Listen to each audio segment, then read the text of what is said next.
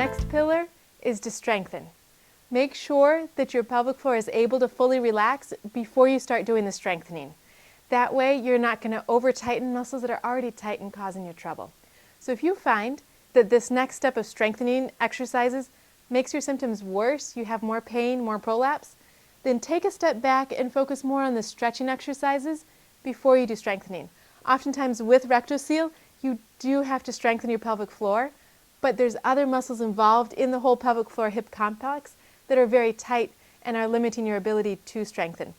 So for the sacroiliac joint, you want to strengthen it with an isometric contraction, meaning your muscles are going to contract on, but there's not going to be a lot of movement. So go ahead and lay on your back with both knees bent. Put a pillow or a rolled up towel between your knees, and you're going to squeeze together about a 30% of your maximum contraction. This is not really hard, but it is a gentle contraction to wake up those muscles. What you want to pay attention to is that your feet are even and you don't have one way skewed, so that your hips are even and your pelvis is even while you're doing this. And squeeze in, hold for about 5 seconds, and then relax. And do that 3 times. That's engaging the adductor muscles, getting them online and working. The second part to this exercise is taking a gait belt or a strap. I often find myself with just a kitchen towel, and that works too, or a bath towel, throw it around your knees. You're going to lay on your back too, and now you're going to push out. The strap stops your knees from moving outwards, so you're going to push outwards against the towel, and as you do this, the abductor muscles are working. You're engaging those muscles, and they attach up near your SI joint, and it's going to help them engage. Push outwards for 5 seconds, relax, do that 3 times. Pushing outwards, 5 seconds. The towel should keep your knees from moving too much when you push outwards. It's more about engaging those muscles as you push against the towel or the strap. Here we go. All right, bridges are next. So we're going to strengthen the glutes in this one. You're going to lay on your back with both knees bent. Go ahead and squeeze your bottom muscles, squeeze your glute muscles, and then slowly lift up. It's just a mini bridge and then back on down.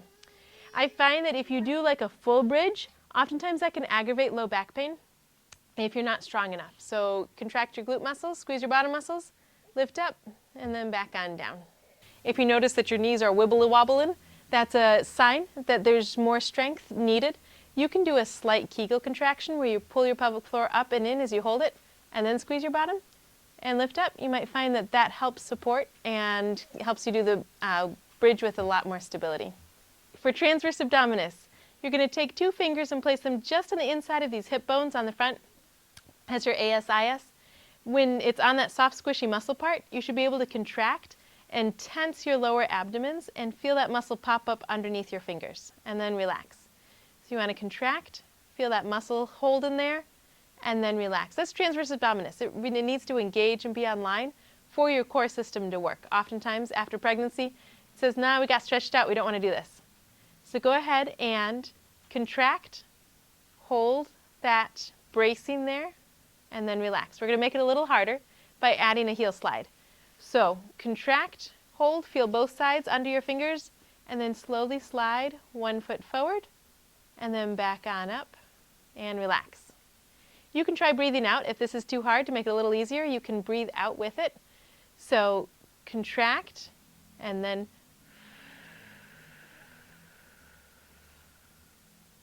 and relax. Now as you get stronger, you should be able to hold that contraction for the TA through the whole heel slide, and then on to the next heel slide, and just be able to hold it. But make sure you give breaks in between, because that's function, that's how we work in life. The TA needs to be able to engage on and off, and oftentimes when you relax it, then suddenly you realize, oh, I wasn't really holding the contraction anymore, I had lost it there.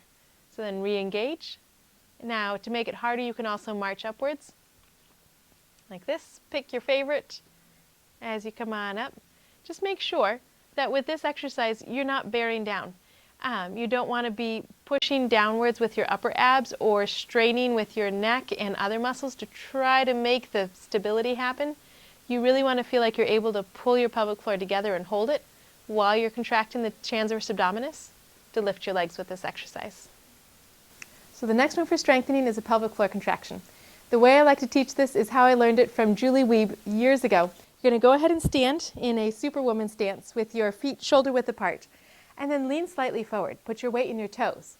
And then lean slightly back. Put your weight in your heels. Come on forward to your toes and do a pelvic floor contraction. Just close and lift.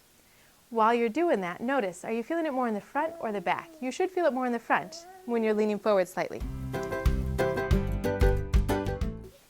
Now go ahead and lean onto your heels and like you're hanging out backwards and do a pelvic floor contraction, and you'll feel it more in the back part of your pelvic floor. So when you're strengthening, and if you have a rectocele, oftentimes many women contract the back part of their pelvic floor way too much, and it's doing all the work, and you need to contract the front part more so that the back part isn't tightening. So while you're doing this, go ahead and bend your knees slightly like you're skiing, and do a Kegel where you lift and contract, but make sure it's coming from your full pelvic floor and not just the back being tight and gripping in a pattern that it's used to always doing. This one's huge. This is key. And I love this one because it's important when you're doing a Kegel to do it in a way that's going to help support your body as opposed to a way that's going to aggravate a pattern that's causing trouble already to begin with.